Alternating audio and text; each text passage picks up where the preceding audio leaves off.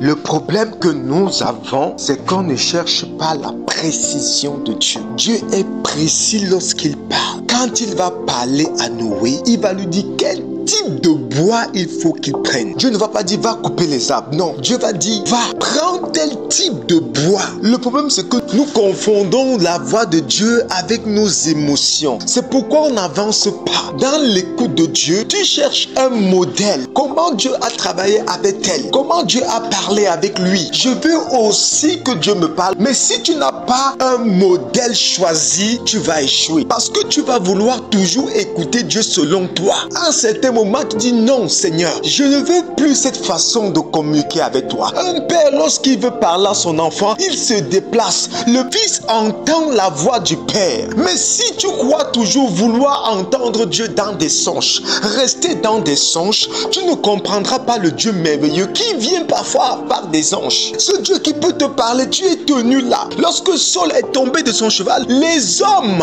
entendaient la voix, mais ne voyaient pas la personne. Dieu est précis lorsqu'il parle. Lorsque tu sens que c'est Dieu qui te parle, tu poses des questions parce que tu veux des réponses exactes. Tu veux t'avancer avec assurance. C'est comme ça qu'Ananias va dire, tu m'envoies vers cet homme. Cet homme a reçu l'ordre d'emprisonner ceux qui te servent. Et Dieu va lui dire, écoute, je lui ai montré en vision un homme nommé Ananias qui venait et lui imposait les mains. Lorsque Ananias va entendre cela, il va se lever parce que Dieu l'a déjà dévancé dans le cœur de Saul. Moïse va voir un buisson qui brûle mais qui ne se consume pas. Ça va peut-être l'impressionner dès le départ. Mais lorsqu'il va s'avancer, il va constater que c'est Dieu. Quand Dieu va lui dire va, il va dire Seigneur, c'est vrai, c'est toi qui parles. Mais il va chercher les preuves, la précision. Quand je serai devant Pharaon, si ce n'est que par des paroles, non, Pharaon ne va pas accepter de laisser partir ton peuple. Cherche quelqu'un d'autre. En ce moment, Moïse est en train de chercher la précision de Dieu. Et la sagesse voudrait que nous fonctionnons comme ça. On ne se lève pas bêtement pour partir. On dit Seigneur, oui, tu m'as dit. Où